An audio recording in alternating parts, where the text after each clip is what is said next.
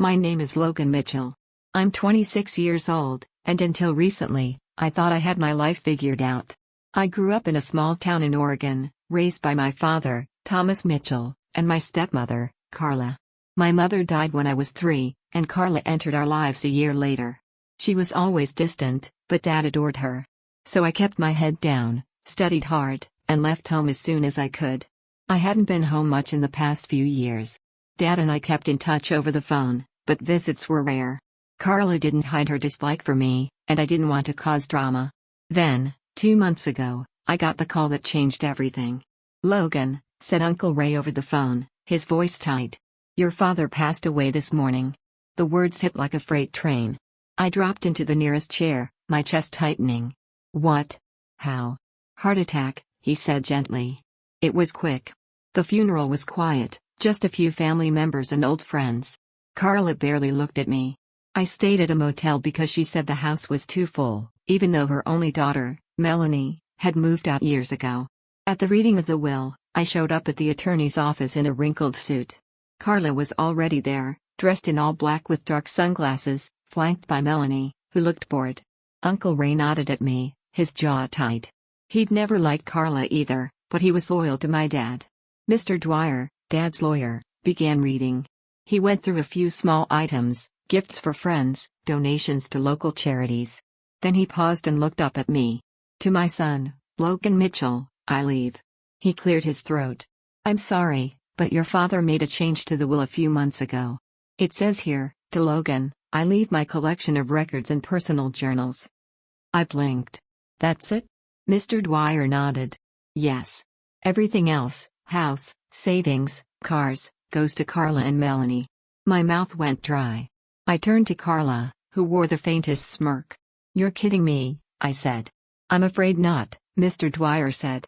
I stood, heart pounding. Why would he do that? That's when Carla leaned back in her chair and said, casually, "Maybe because he found out you weren't even his." The room fell silent. "What did you say?" I asked, my voice low. Carla shrugged. "He always suspected. You don't look like him. And your mother. She had a reputation." Uncle Ray stood. "That's enough, Carla." But she kept going. "He got a paternity test last year. I saw the results myself. Logan's not his son. That's why he changed the will." I felt like the ground had fallen out from under me. "You're lying," I whispered. She smiled. "Believe what you want. But your share of the estate? You were never entitled to it." Mr. Dwyer looked deeply uncomfortable. "If there's a paternity test, I don't have it on file." "I'm sure it disappeared," Carla said sweetly. "Accidents happen."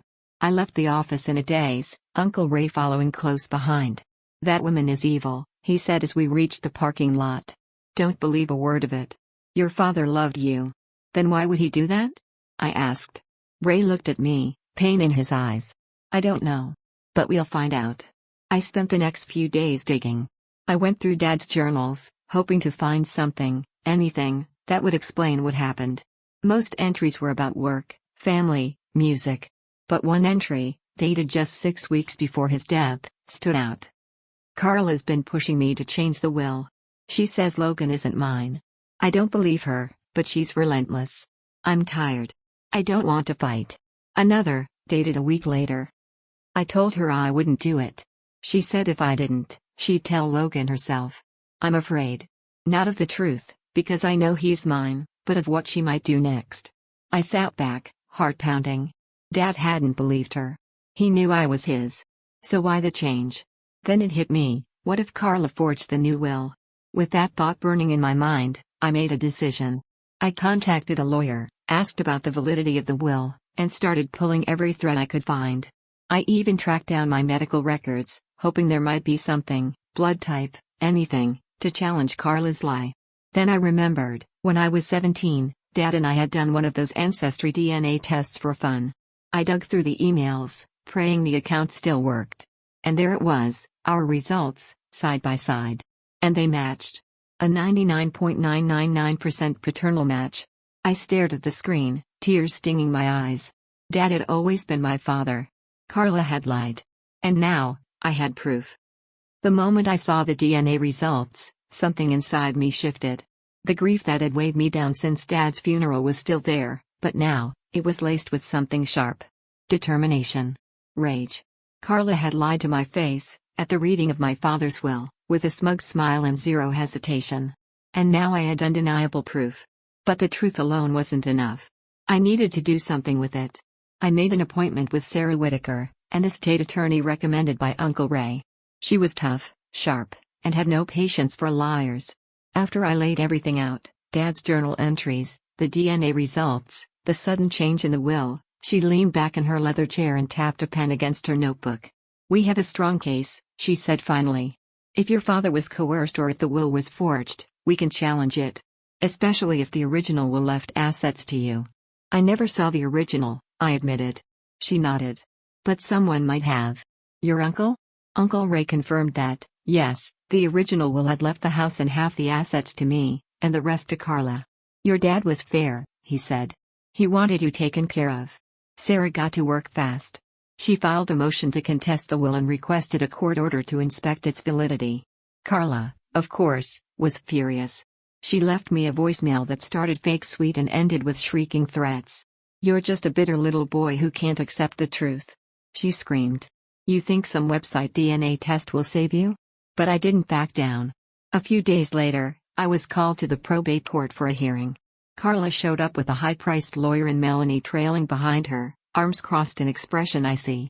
I took my seat beside Sarah, clutching a folder of everything I'd found, Dad's journals, emails, and the DNA test. The judge, a woman named Judith Allen, seemed no nonsense from the start. "Mr. Mitchell," she said, "you're here to contest the will on the basis of fraud and coercion?" "Yes, Your Honor," I replied. Carla's lawyer jumped in immediately. "Your Honor, this is nothing more than a desperate attempt to undermine my client's rightful inheritance. The will was updated legally and in accordance with Mr. Mitchell's wishes. And yet," Sarah said smoothly, "no one can provide the paternity test that supposedly prompted the change. Nor has any handwriting expert confirmed Mr. Mitchell's signature on the updated will." Judge Allen nodded. "Continue." Sarah submitted Dad's journal entries into evidence. As the judge read them, I watched Carla squirm. Her fingers tightened around her handbag. Melanie whispered something to her, but Carla ignored her. Then Sarah submitted the DNA results. This test was done 2 years ago by both Logan and his father. The result confirms a paternal match with 99.999% certainty. Carla's lawyer looked visibly annoyed. "That test doesn't prove fraud, only biology." Sarah leaned forward. "Your Honor, my client isn't merely claiming biology. He's claiming fraud and undue influence. We believe the will was changed under pressure, possibly even forged.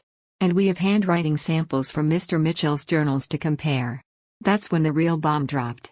Judge Allen ordered a forensic handwriting analyst to compare the signature on the new will with samples from Dad's journals and old tax documents. The process took 2 weeks. During that time, I stayed with Uncle Ray, who became more like a father to me with each passing day. We spent nights talking about Dad, his love for music, his stubbornness, his quiet way of showing he cared. Ray even found an old video of the 3 of us at a barbecue. In it, Dad was laughing, ruffling my hair, saying, "That's my boy." I watched that clip over and over. 2 weeks later, we were back in court. The forensic analyst took the stand and confirmed what I'd suspected all along.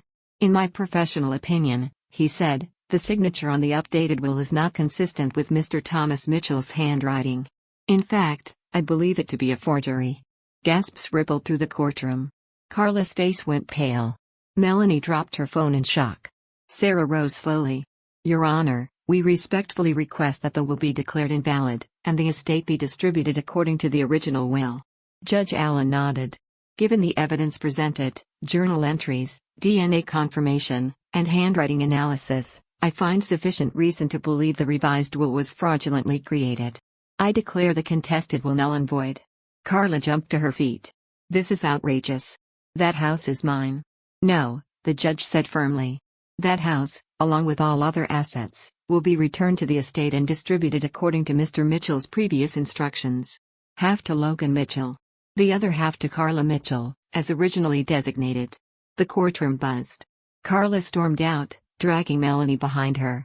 I sat there, stunned, until Sarah placed a hand on my shoulder. "You did it," she said. "But it didn't feel like victory." "Not really." My father was still gone. The damage Carla had done couldn't be undone.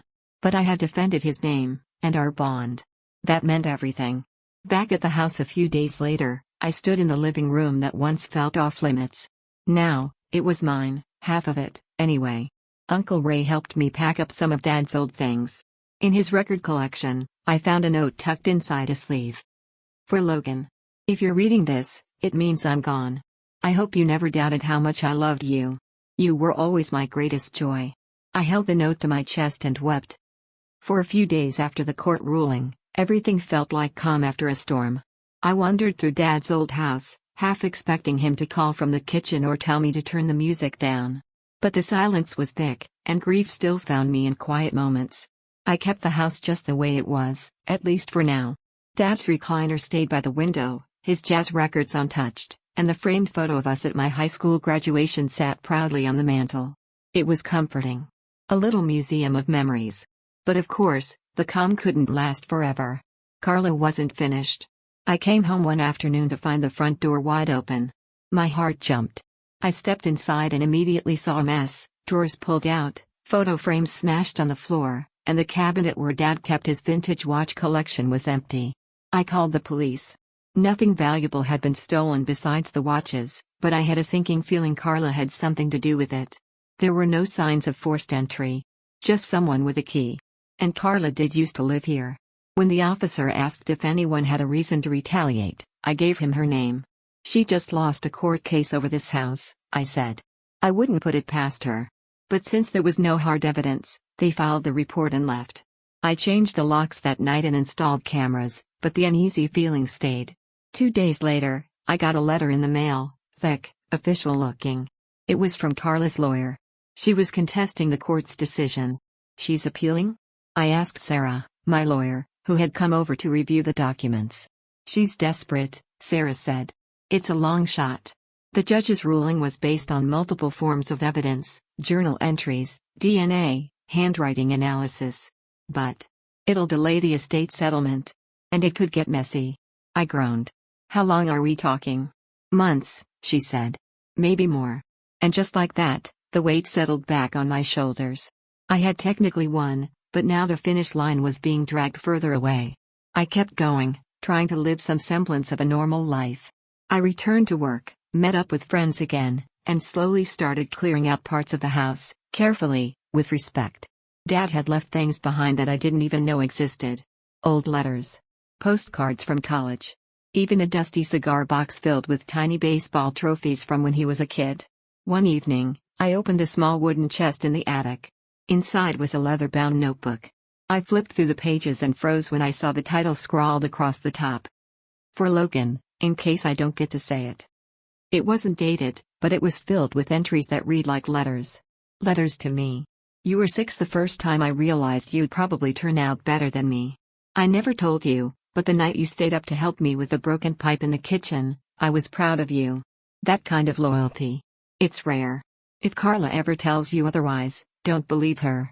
You are my son. My only son.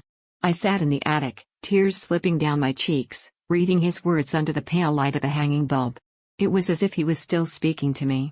I showed Sarah the notebook the next day. She smiled sadly. This could be important, she said. Not just legally, but emotionally. If this appeal drags into court again, this shows intention, your father's true intentions. But the legal battle wasn't the only war brewing.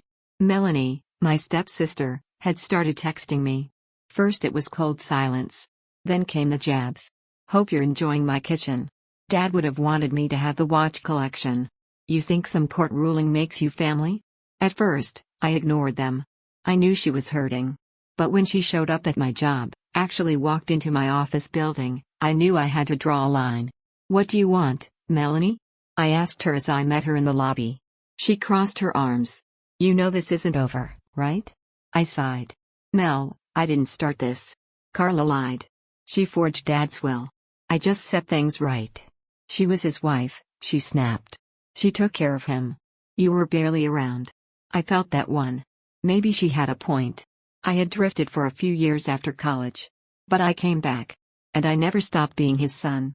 I loved him too, I said, softer this time. And he loved me. Whether you like it or not, that house was always meant to be mine, too." She looked like she wanted to say more, but instead she turned and walked away. I stood there in the lobby for a long time, feeling like I'd just lost something all over again. The appeal process dragged on. Depositions were scheduled. Lawyers exchanged thick packets of evidence.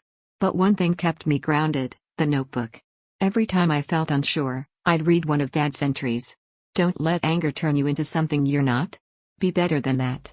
So I stayed patient. I didn't retaliate. I didn't feed into Carla's games. I focused on what Dad had taught me: kindness, strength, and truth. The next court date was coming. And I was ready. The courtroom felt colder this time. Maybe it was the weight of the second trial, or maybe it was the way Carla sat across from me, unflinching, her arms crossed like stone. She didn't look at me once, not even when the judge entered, not even when Sarah handed over the notebook.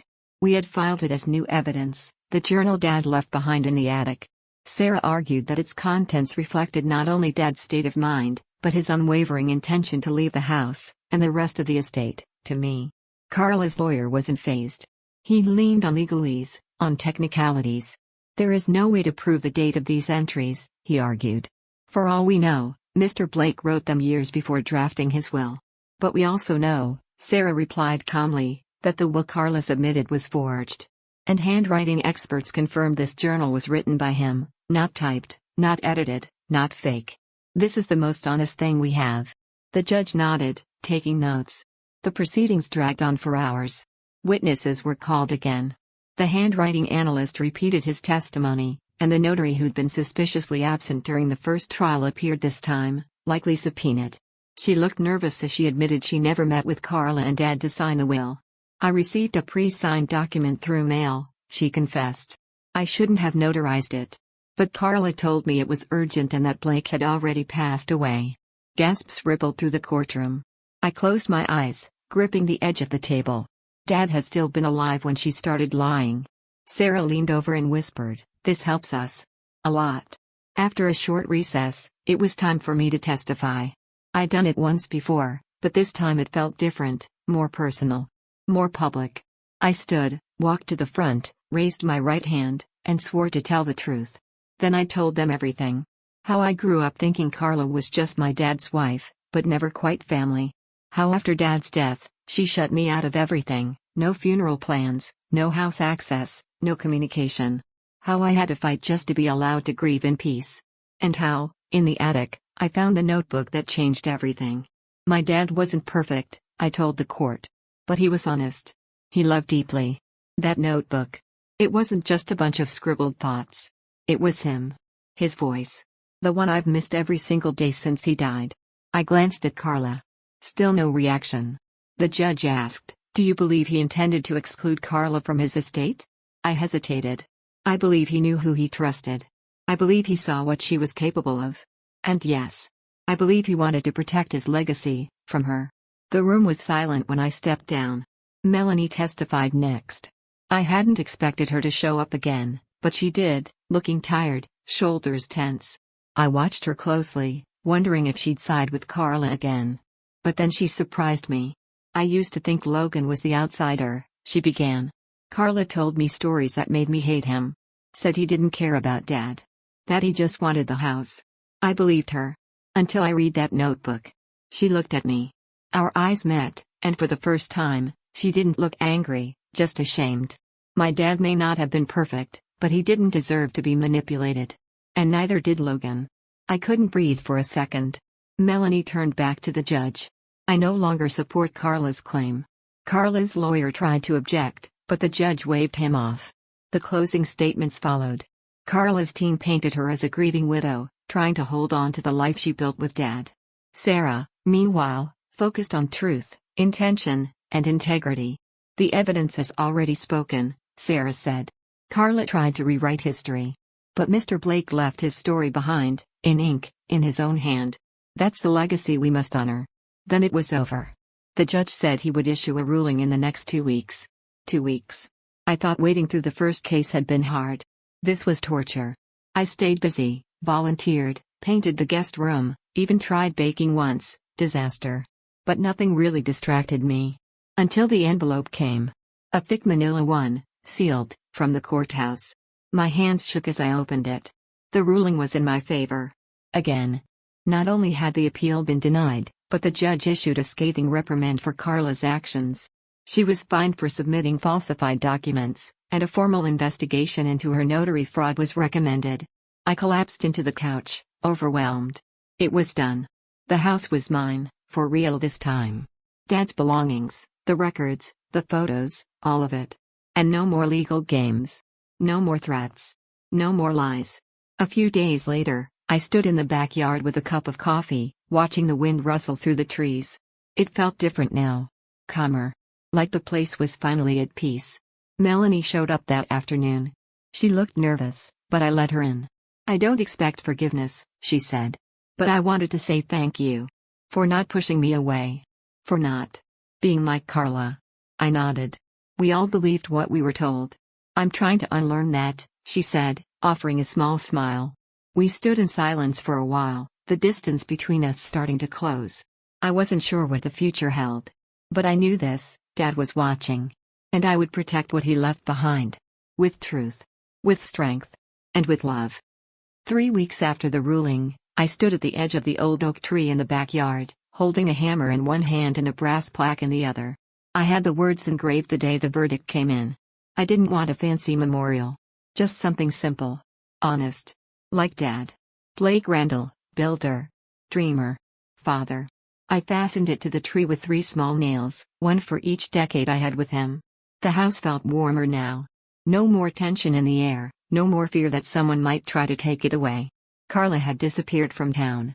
Last I heard, she sold her car and moved out of state. There was talk of criminal charges, but I let the law take its course. I had no interest in revenge, just peace. The biggest surprise came 2 weeks after the ruling. A letter arrived from Dad's old friend, Dennis. He had been a contractor who worked with my father on dozens of local housing projects. I'd met him once as a kid, but barely remembered. His letter read: "Logan, your father entrusted me with something years ago, but only asked me to release it if things ever got messy after his passing. I didn't know what he meant back then. Now I do. I'd like to meet you." Curious, I agreed to meet him at a local diner. Dennis was in his 70s, with a gruff voice and a handshake that could crack walnuts. He slid a small wooden box across the table. "I don't know what's inside," he said. "Just that he told me to hold on to it, and that it was plan B if something ever went wrong." I opened it when I got home. Inside was a flash drive, 2 sealed envelopes, and a folded letter addressed to me. The letter, written in Dad's familiar looping handwriting, read: "Logan, if you're reading this, it means things didn't go smoothly. I always had a bad feeling Carla might turn on you. If she did, I want you to know this: I never stopped believing in you. You have always been my son, my anchor, and the best part of me. Use what's on this drive only if you need to. But whatever happens, don't lose yourself in the fight. Love you, Dad." The flash drive contained photos of old handwritten wills, some dated years before he even married Carla, all of them naming me as his sole heir. There was also an audio recording, Dad talking about the house, about Carla, about his hopes that I would keep it full of life, not lawyers. I didn't need to use the contents in court anymore, but knowing they existed made me feel vindicated. Dad had prepared for this. For her. He knew who she was, even when I didn't. I uploaded everything to a cloud folder, labeled it Legacy, and kept it just in case. But I didn't dwell. I wanted to move forward now. And to my own surprise, that started with Melanie. She began stopping by more often. Once with cookies, another time with an old photo album she found in a box Carla had tried to throw out. She was trying, awkwardly, but sincerely. One afternoon, she sat on the back porch while I painted the railing. "I think I owe you an apology," she said without preamble. "You already gave it," I replied, not looking up. "Yeah, but I need to say it again. For believing her. For hating you. For everything." I set the brush down and turned to her. "We all believe what we want to hear when it's easier than facing the truth. Still," she said. "You were always Dad's favorite, you know?" I laughed. "That's funny. I always thought it was you." She grinned, wiping a tear. Maybe we were both right. From then on, we started rebuilding. Slowly. Carefully. Like restoring a cracked stained glass window, fragile, but beautiful once whole. The house, too. 2 came back to life. I fixed the broken porch light, restained the hardwood floors, even planted new roses in Mom's old garden bed out front. I didn't want to erase the past, I just wanted to honor it. On the first anniversary of Dad's passing, I hosted a small gathering. Just a few close friends, Dennis, and yes, Melanie. We lit candles, shared stories, laughed about Dad's quirks, like the way he insisted on eating cereal with a fork because the milk distracts from the crunch. It was the kind of evening I know he would have loved. When everyone left, I stayed out back under the stars, the plaque glowing faintly in the moonlight. I whispered, "We're okay, Dad." Finally. As time passed, things didn't return to normal, they became something new. I opened the house to the community, hosting art workshops, music nights, and free tutoring sessions for neighborhood kids. Dad always believed in giving back. I figured this was the best way to keep his spirit alive. One day, I saw a boy standing at the gate, staring at the house. "Want to come in?" I asked. He nodded, shy. He was 12, lived a few blocks away, and loved sketching. I gave him some paper and let him sit under the oak tree. When he looked up and read the plaque, he asked, "Was that your dad?" "Yeah," I said, smiling. "And this place was his dream." The boy grinned. "It's a cool dream." And just like that, the circle continued.